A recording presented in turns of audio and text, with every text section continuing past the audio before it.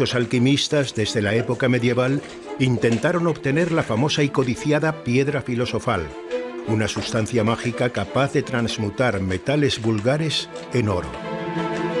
Otros también consideraban su capacidad de proporcionar la eterna juventud o la inmortalidad. Lo que pocos conocen es que en 1979, el médico y químico catalán José Gifreda, poco antes de su muerte, comunicó que había logrado completar esta anhelada y extraordinaria labor alquímica, conocida como Opus Magnum o la Gran Obra.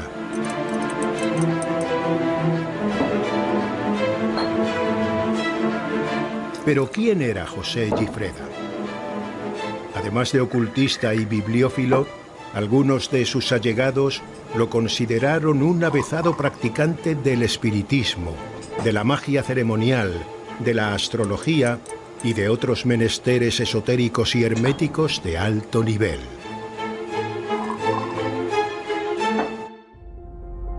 Gifreda nació en torno a 1691, era una persona de buena familia barcelonesa, nació en Barcelona.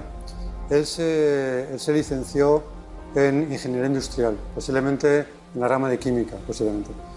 Y luego más tarde también se licenció en medicina, aunque hasta donde yo sé nunca ejerció ninguna de las dos.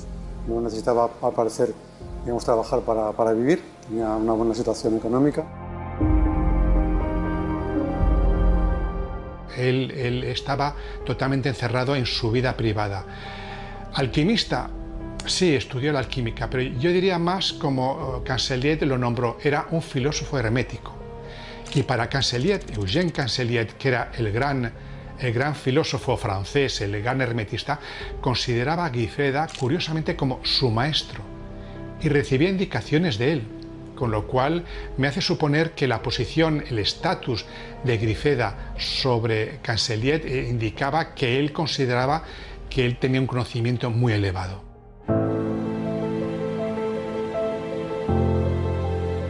Esa influencia sobre el venerado alquimista francés rodeó a Gifreda de un aura especial, de poder y admiración entre los suyos.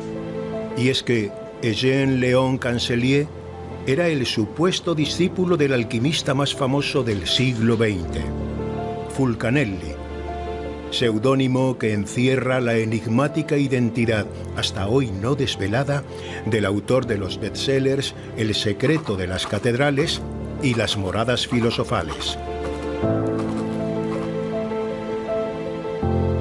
Gran parte de sus conocimientos, que le otorgaron prestigio en un círculo muy restringido y selecto de sabios ocultistas franceses, Gifreda los desarrolló en un entorno muy especial, una masía o mansión en el distrito condal de Sarriá-San Gervasio.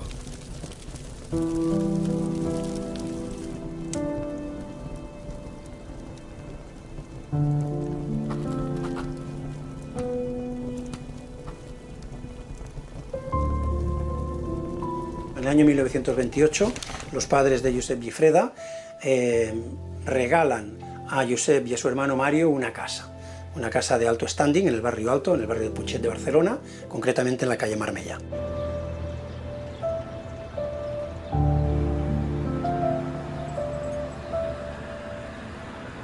Yo pude en el 2017, gracias a la amabilidad de la propietaria, una mujer que se llamaba Sonia, pude visitar la casa de Gifreda. Pero me indicó que el segundo piso estaba cerrado, que no se podía entrar en él, y solamente me mostró unos cuartos particulares que tenía, una pequeña habitación que supuse sería el lugar donde tenía el laboratorio alquímico, y una casa llena de restos, de un montón de cuadros, de imágenes sugerentes, y su biblioteca, que estaba completamente vacía.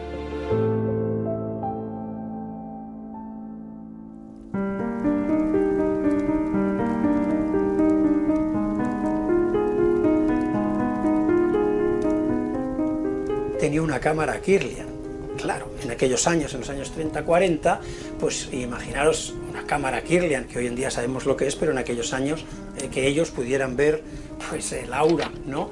Es decir, era un personaje muy peculiar. Tenía 2 bibliotecas. Él recibía siempre a los personajes que venían a su casa en una de las bibliotecas, a los personajes, vamos a decir, normales. Ese era su despacho. Pero luego tenía otra biblioteca. Era donde tenía los grandes libros de magia y filosofía hermética, alquimia, temas egipcios, etc. Es ahí donde recibía a sus preferidos, los únicos que podían acceder ahí. Eran estos personajes.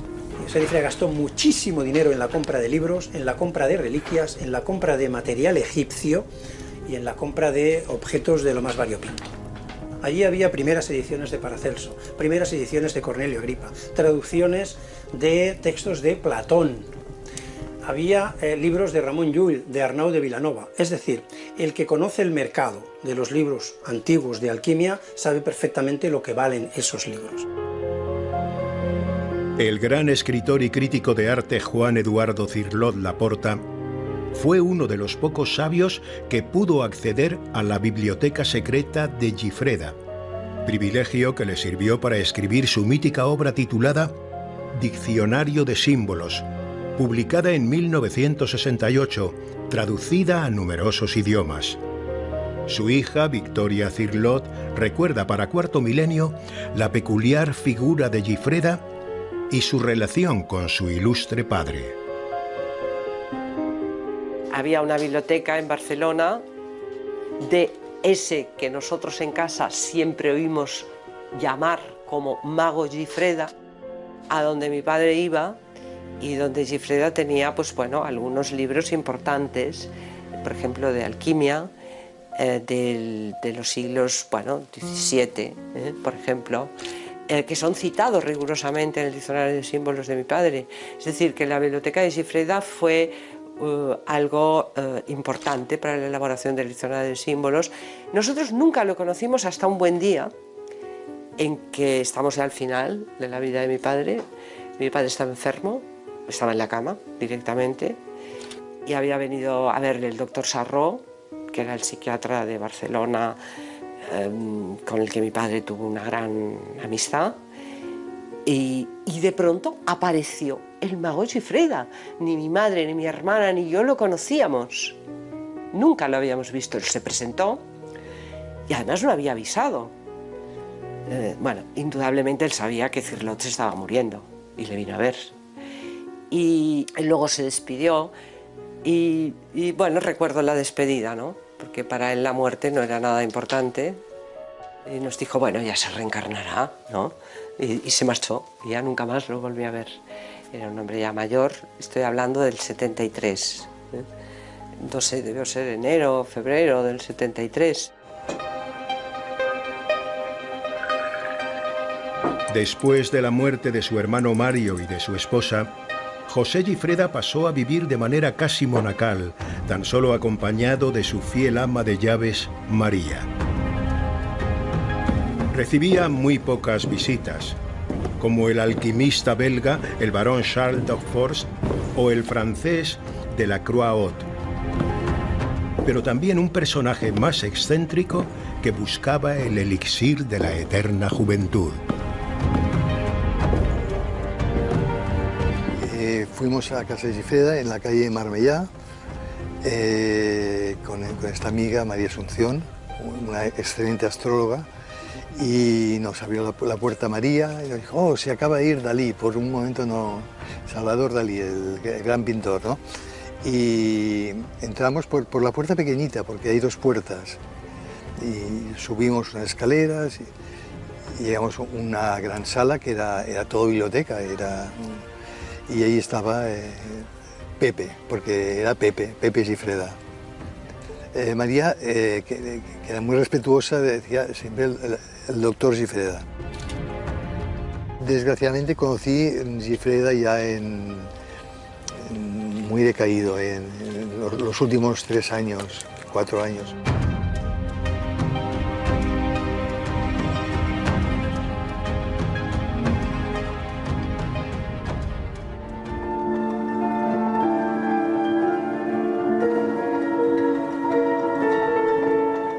sí tenía un espacio aparte donde practicaba la magia ceremonial y concretamente la de Eliphas Levi. El dogma y ritual de la alta magia, que fue un libro que causó cierto furor y que fue el responsable de ese libro de que la magia experimentara un revival, un renacimiento, ¿no? Pues ese parece ser que estaba en su propiedad. Gifreda siempre hablaba de lo invisible. Lo invisible era como si él estuviera a caballo entre dos realidades, la de cada día y luego una realidad oculta, subyacente, que está detrás de todo. Era muy hipersensible. Se le consideraba mago porque hacía magia y era capaz de hacer cosas interesantes, por ejemplo, sanar a las personas. Consta que hacía un tipo de imposición de manos en las cuales podía sanar a las personas.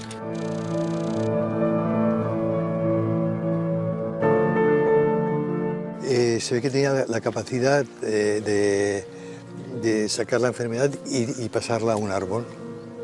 Y el árbol en cuestión, de este patio de aquí, de este jardín, que quedó el árbol muerto. No lo vi, pero es una cosa que me explicó él y que me explicaron más personas.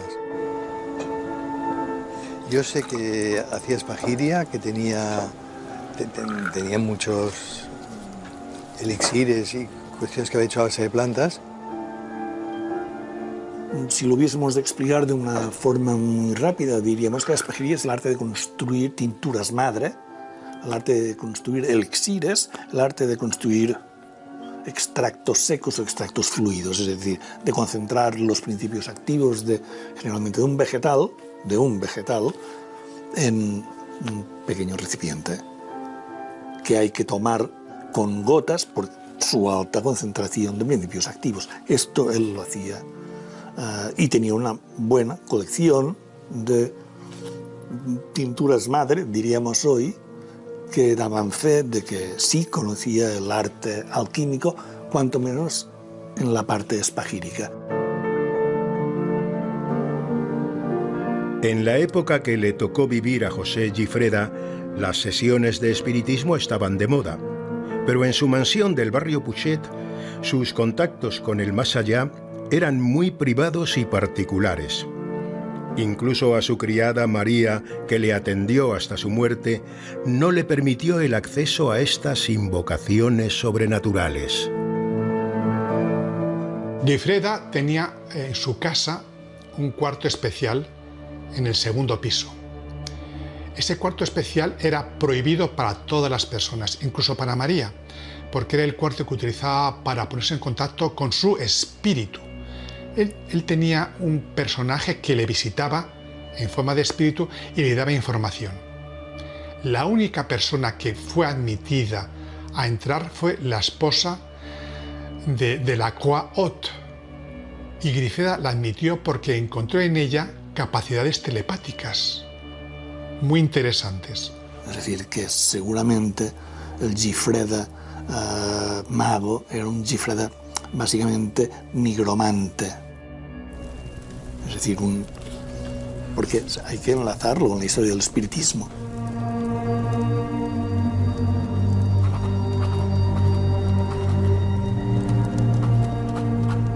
Él tenía allí una especie de como piedra o bola o algo, con el cual decía que podía comunicarse con entidades. Una de ellas, a él le llamaba el invisible. Esa entidad le daba información.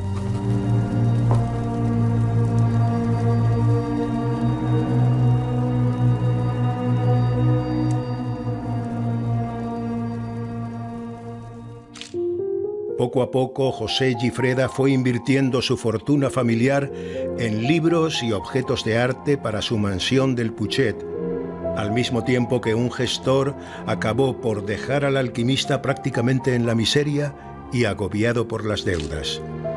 A medida que sus problemas de salud se agravaban y la edad avanzaba, 3 jóvenes supuestos discípulos también contribuyeron para despojarlo de su impresionante biblioteca. Todo fue muy sórdido y envuelto en una normalidad sórdida. Es decir, sencillamente hubo mentiras, es decir, se hizo entró gente engañando a la ama de llaves de Gifreda, diciendo que estaban autorizados por el propio Josep a recoger unos volúmenes. La mujer dio crédito, aquellos se lo llevaron. Lógicamente se llevaron lo que les pareció mejor. Pues seguramente serían llevar, esto es una conjetura mía, ¿no? Seguramente serían llevar los libros que a la sazón debían parecer más antiguos, ¿no? Es decir, los cubiertas de pergamino y los lomos en piel y oro.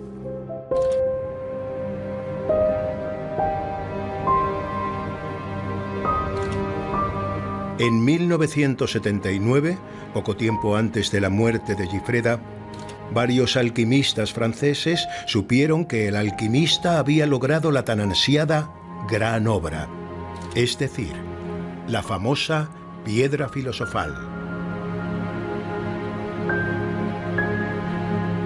Antes de morir, José Gifreda, en 1979, escribió una carta a Delacroix-Hot, que era su discípulo, indicándole que había conseguido encontrar la verdad filosófica y que iría a la ciudad de su maestro, que era un filósofo conocido en Francia como Coton Alvar, para presentarle los resultados.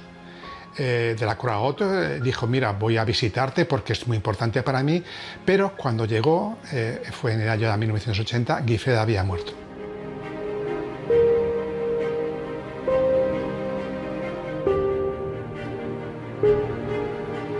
Gifreda, en una de las últimas cartas que le escribe a Henry Coton Alvar, le dice: creo que ya he encontrado el mercurio de los filósofos, me gustaría entrevistarme contigo.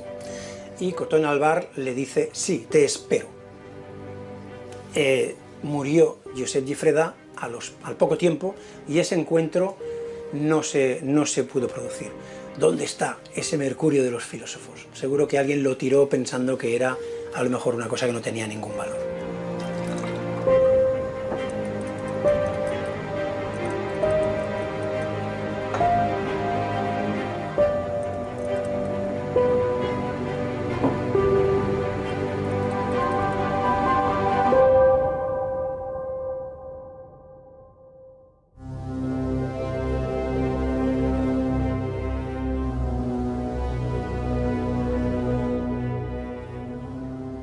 Sí, ya les decía yo.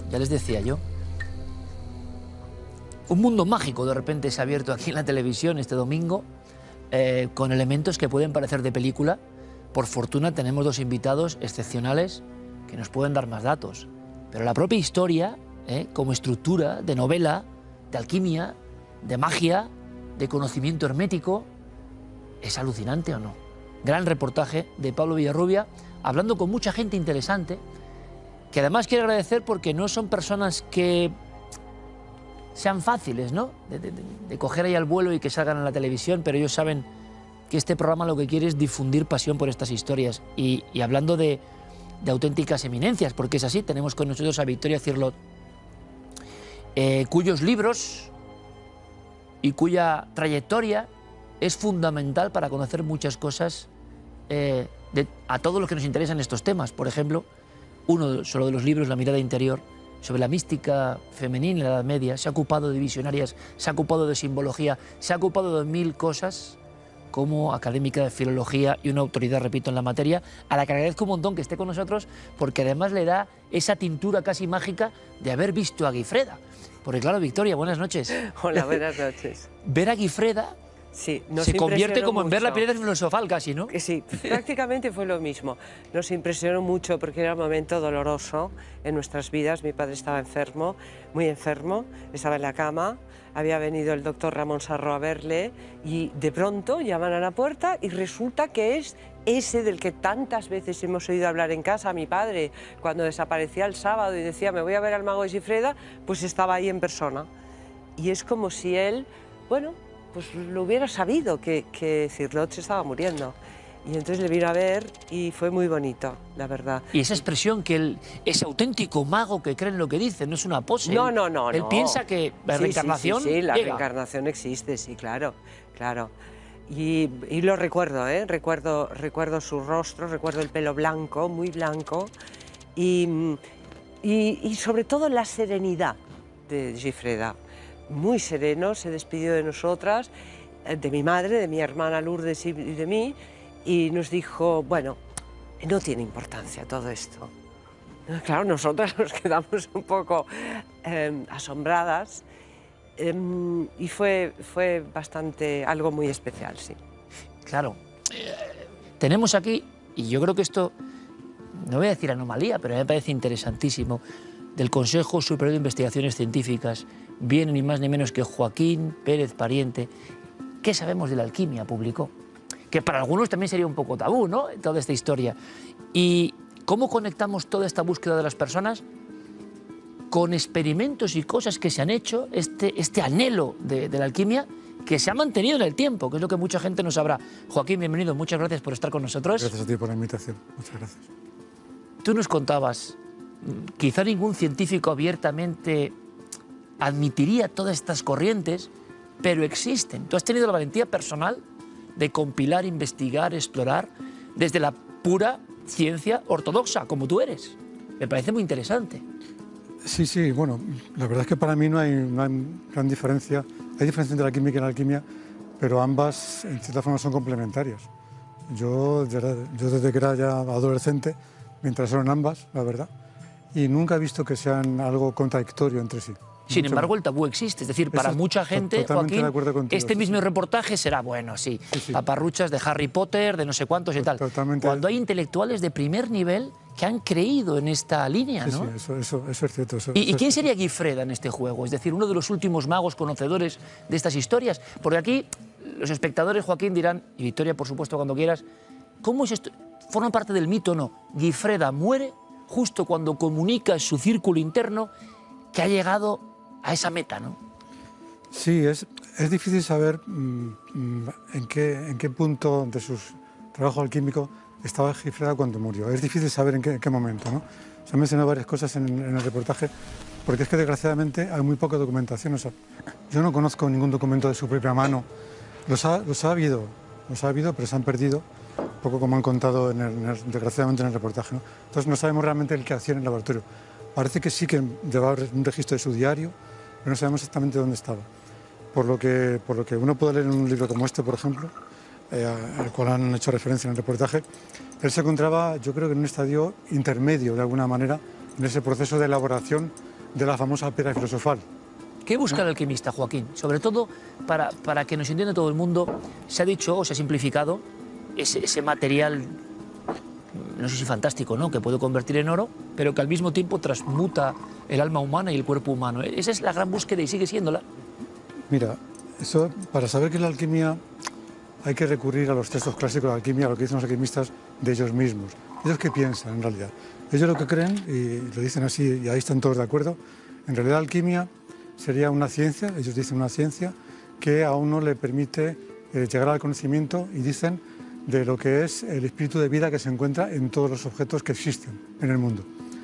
La alquimia básicamente es una ciencia de la vida, ojo, de la vida entendida en mayúscula, no solo de los objetos biológicos, digamos, sino que para ellos todo estaba vivo, para ellos y para el pensamiento tradicional.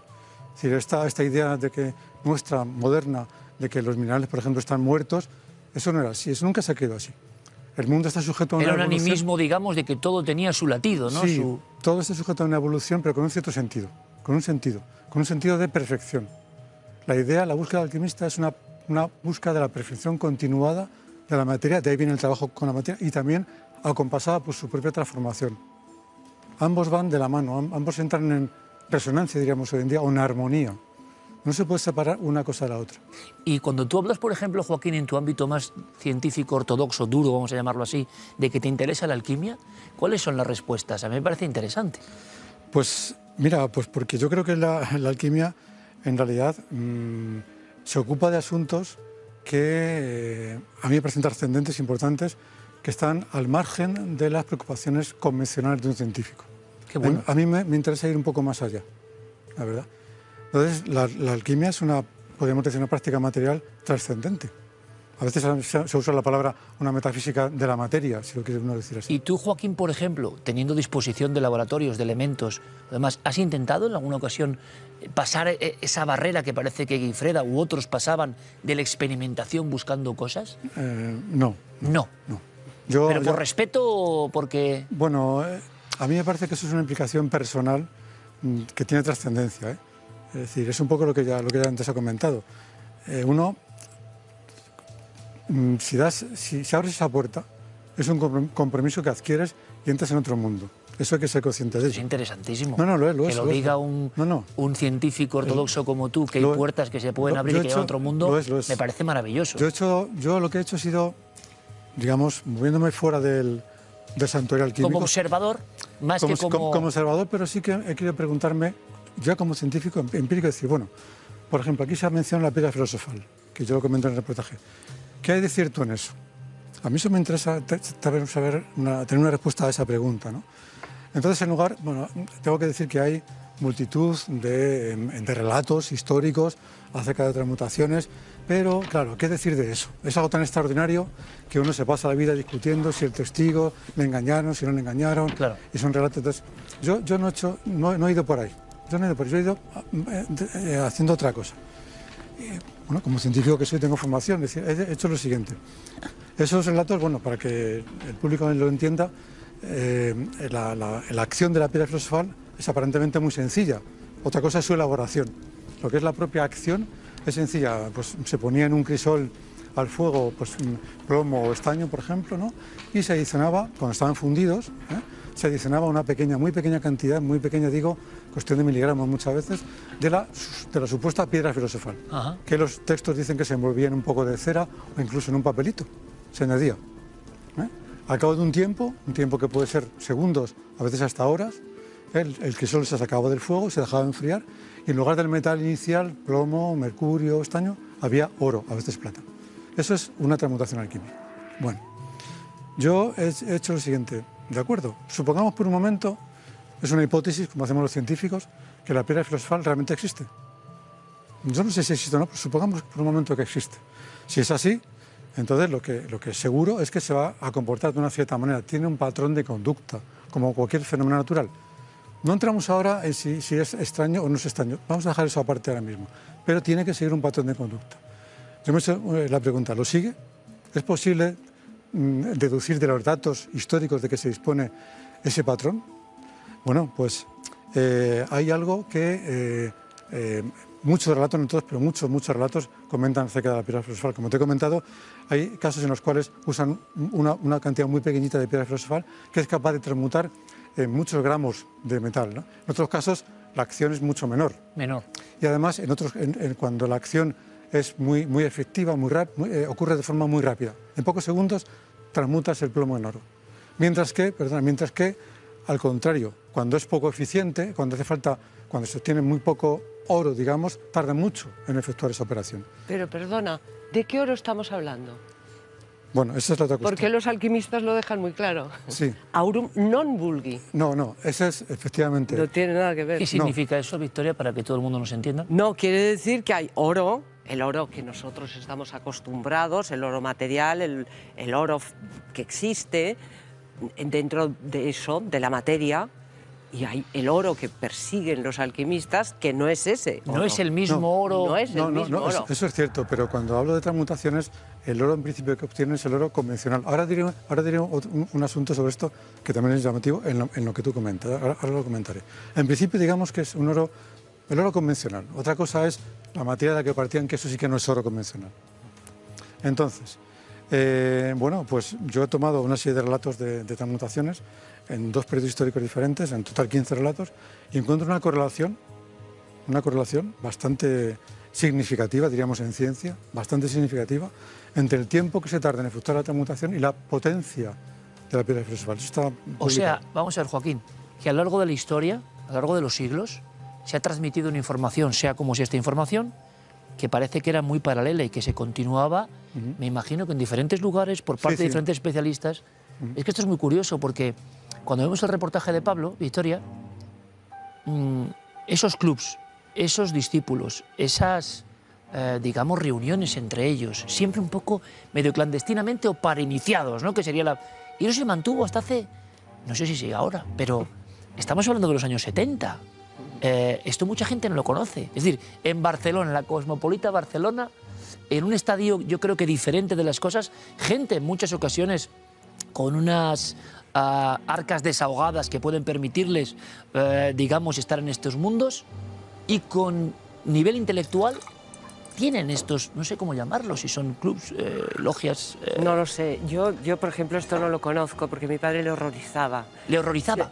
Absolutamente. No soportaba. La secta es lo que más le horrorizaba del mundo. Jamás perteneció. Y sin embargo iba a ver a Guifreda. No, iba a ver a Guifreda como una persona a la que él conocía y a la que él respetaba. Pero sin ninguna el duda. ornamento este no le gustaba. Todo este mundo le horrorizaba absolutamente. No ¿Por lo podía qué? soportar. Porque era un poco... Bueno, mi padre entendía todo esto desde un punto de vista interior. Ya.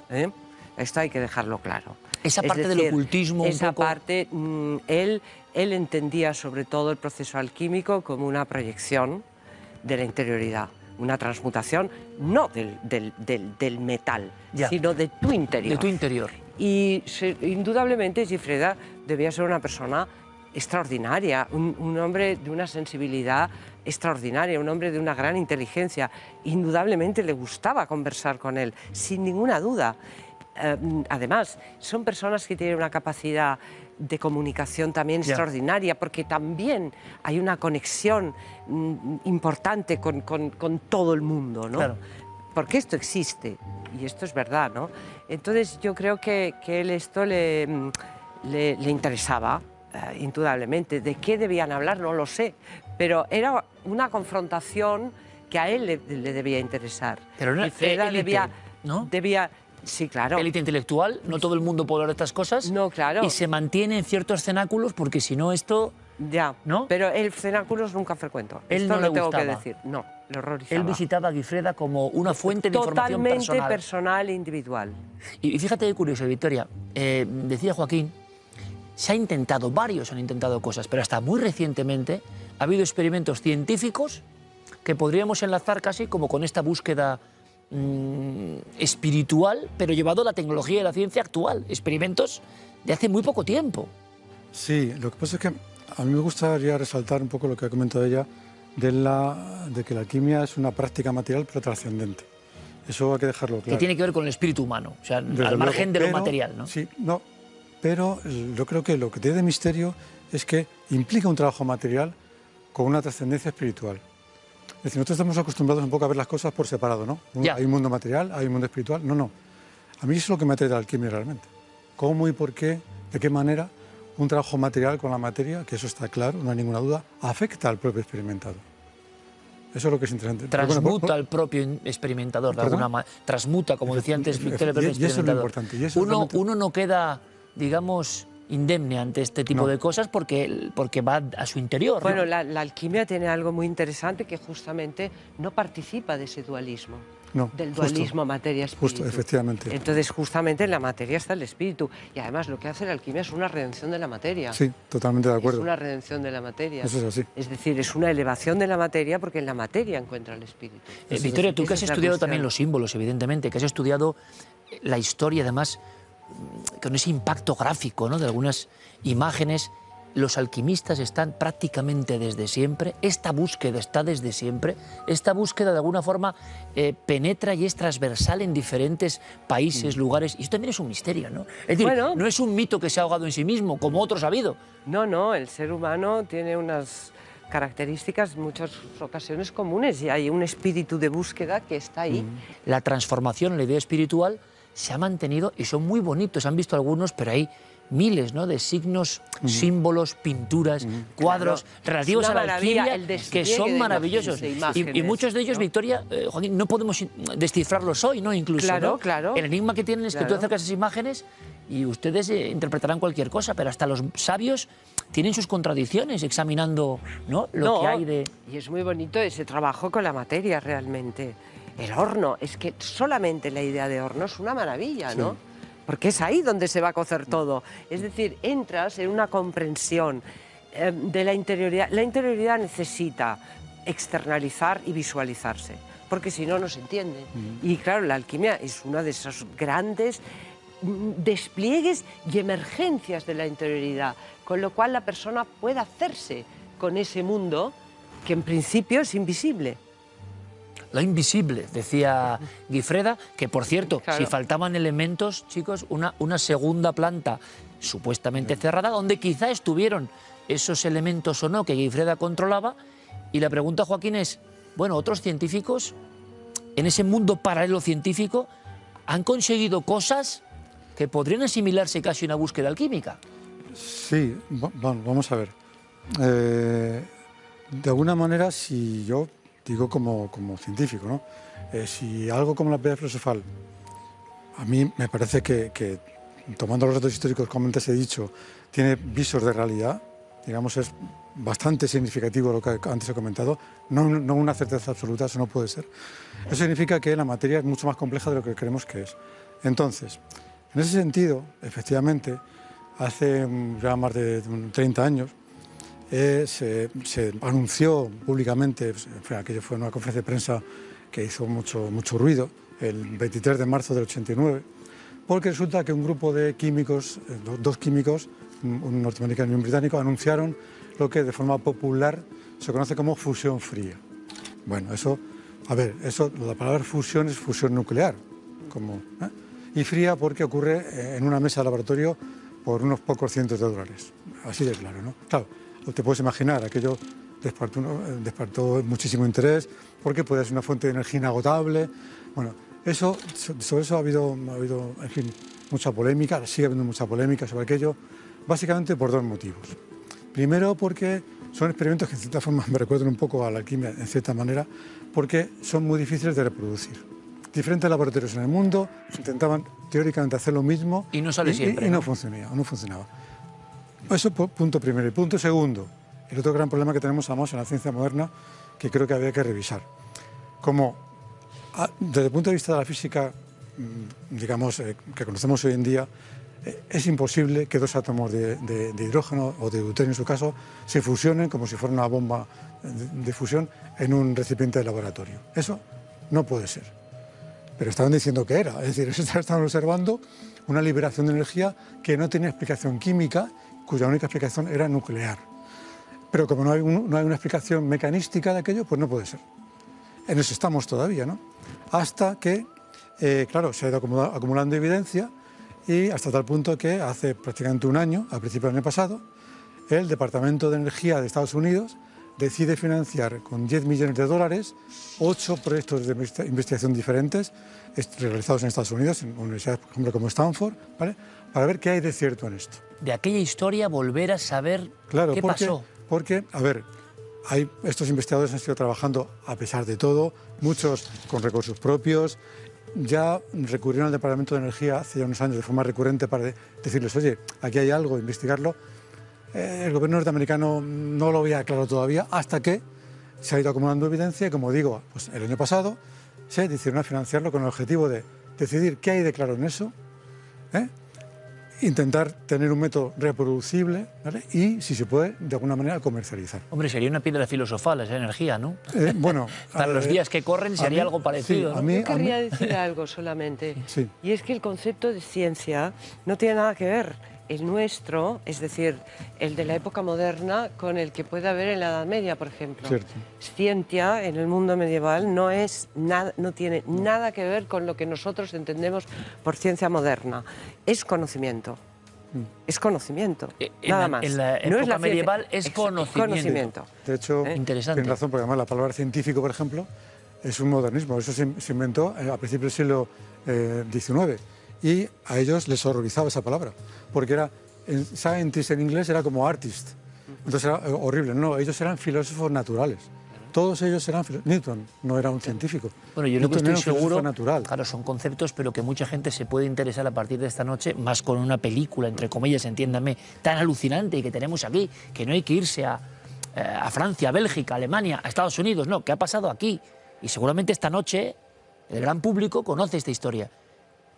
Y ahí, no voy a decir un remate dentro de la historia, se habla de la colección tú de libros sabes un rato, Victoria, la colección maravillosa de esos libros muy preciados, por ejemplo, de la alquimia, del mundo, digamos, más sombrío. Parece que en las subastas de libros antiguos tienen un valor importante, ¿no? Hay libros y encima que desaparece la biblioteca de Gifreda. Es terrible. ¿De eso habéis sabido algo? Bueno, eso es lo que te decía, me lo contó Luis Marsans, el pintor, sí. cuando un día fui a cenar y yo le comentaba, bueno, es que mi padre y Gifreda, y dice, hombre, es que íbamos a la biblioteca.